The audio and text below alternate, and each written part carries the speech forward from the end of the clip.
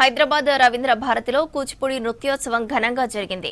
నాట్య గురువు రమాదేవి, శిష్యులు ఓమిషా, దీక్షారెడ్డి కూచిపూడి రంగప్రవేశం చేశారు.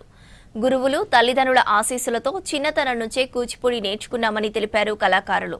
కూచిపూడి నృత్యంలో డిప్లొమా కోర్సు పూర్తి చేశారన్నారు ఓమిషా.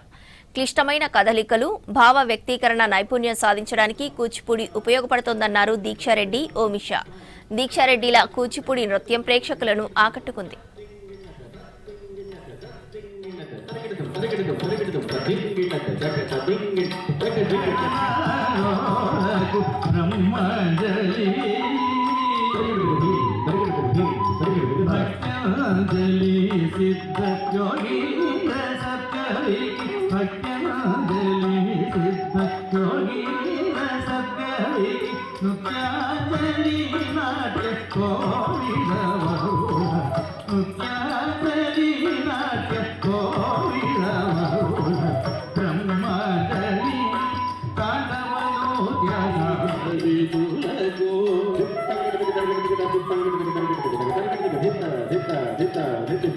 శుభము శోభము నాట్యము